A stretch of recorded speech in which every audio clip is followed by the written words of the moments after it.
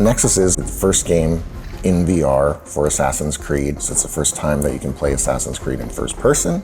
It's the first time you can play multiple assassins in the same game. So across 3 different settings, 3 different assassins, and the full range of iconic AC actions like Hidden Blade, Stealth, Combat, Leap of Faith, Parkour, Climbing, Throwing Knives, all these types of weapons, the Tomahawk of Connor, all of that stuff we put in the game because we really wanted to make it a true AC experience.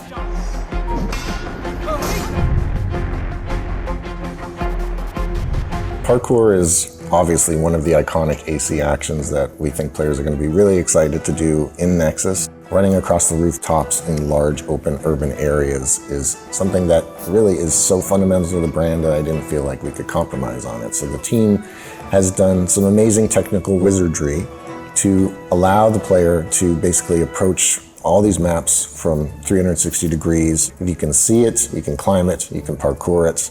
So from Venice to Greece to Boston and even new areas like Newport for Connor, they're all what we call open map environments. The player can traverse on the ground, scale the walls, climb the rooftops. VR allows you to perceive depth in the environment beyond, when you play on a TV screen, on a normal screen. This is really defining for Assassin's Creed and the way you can look at the environment and see all obstacles and buildings and basically everything you can see that you think you can grab on, you can in-game. So it's really intuitive as well and organic. When you look at the world in Nexus, you see basically handholds, 90-degree surfaces that you can grab. So you're actually using your hands, you're pulling yourself up the side of the building. There's flinging, so you can actually throw yourself up sideways, even backwards, like across a street, which is really cool to do. There's a sort of feet-to-feet jumps where you're landing and you keep going. Then there's feet-to-grab jumps, so you jump, you have to grab, mantle, and keep going. Or there's, these swing bars. You're sprinting, you're parkouring, you jump, you grab the swing bar, you do this gesture, just like you would in real life, which is what VR is all about, right? Trying to simulate the actual experience, and then you keep going in that flow.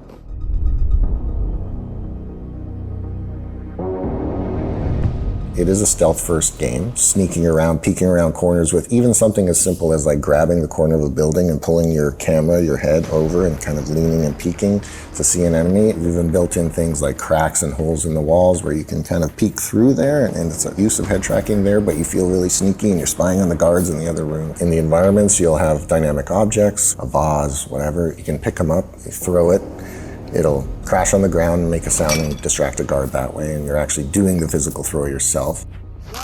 One of the features that we've had that we've always been really excited about is the whistling feature. So you do this with the gesture, you make a ring with your hands and you bring it to your mouth area, and we're tracking your hand position, and you hear the assassin whistle, and that will call the guard over and you can stab them in the bush and pull them in or whatever it is that you want to do.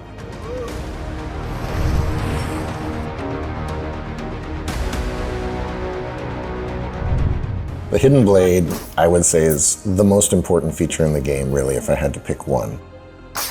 You pull the top trigger on the controller and you flick your wrist open and the blade comes out. Everybody who tried it, it was always their favorite thing in the game. As we know, Connor and Ezio both have dual hidden blades, so we featured that in the game.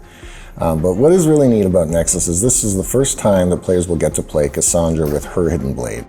And she has just the one blade because we want to, be true to the story, true to the canon, true to the character.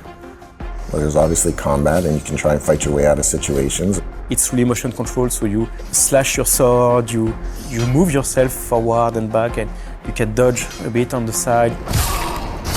It's really blocking, attacking, and what we call opportunity windows. So when you block, an enemy will come and swing their weapon at you, and you need to physically put your sword or tomahawk in the way of it and block just like you would imagine it happening in real life. Then you'll stagger them and create this opportunity window that you can then follow up with strikes and do more damage. We want to create this sense of fighting like a master assassin, but it's going to take time to learn it because you're actually doing your physical gestures and having to time things. They all have a primary weapon. Connor has the tomahawk, Ezio and Cassandra both have a sword. They all have some kind of ranged weapon. Connor and Cassandra both have bows, and Ezio has the one-handed crossbow. They all have throwing knives and smoke bombs. So you feel familiar and comfortable playing these assassins with the sort of core weapon set that they have, but there's also some nice specialization of who they are. So once you've learned the basics of combat as well as the advanced combat moves, you can put this all together and take out a group of enemies Master Assassin style. So for example, you come in from a rooftop, you air assassinate the first enemy, take your throwing knife to finish the second one, pull out your bow, take down the third one, and then draw your sword or tomahawk and engage the last one in combat and finish with a hidden blade lunge. Another iconic AC experience is, of course, air assassination, right? It's really thrilling to do in VR and in first person. So there's even some additional nuances that are part of it. So for example, if you're sprinting, your air assassination distance will be increased. So you can sprint to the edge of a rooftop, hit the button and fly further and have even a more dramatic long jump kind of kill. Even using the bow as you jump into the air assassination, that slow-mo that we turn on can give you enough time to fire an arrow in midair like a badass Master Assassin. So comfort for VR is really essential, it's key because we don't want them to feel any nausea. That was a priority from the start. Luckily, I've been working on this subject for quite many years. There is lots of options to make full locomotion in the world comfortable. There is vignetic system, there is a tunnel vision. It's quite effective to make the game comfortable. We also have a teleport locomotion feature which allows to remove completely locomotion through the space if you need or if you want. Auto parkour is one that allows basically parkour to be done automatically, so you just have to look where you want to go. You are going to see previews of the jumps you're going to make, and you don't need to press buttons, you don't need to do particular actions, but we had to make sure that it still feels like Assassin's Creed and it still feels like you are doing parkour and you are making the choices.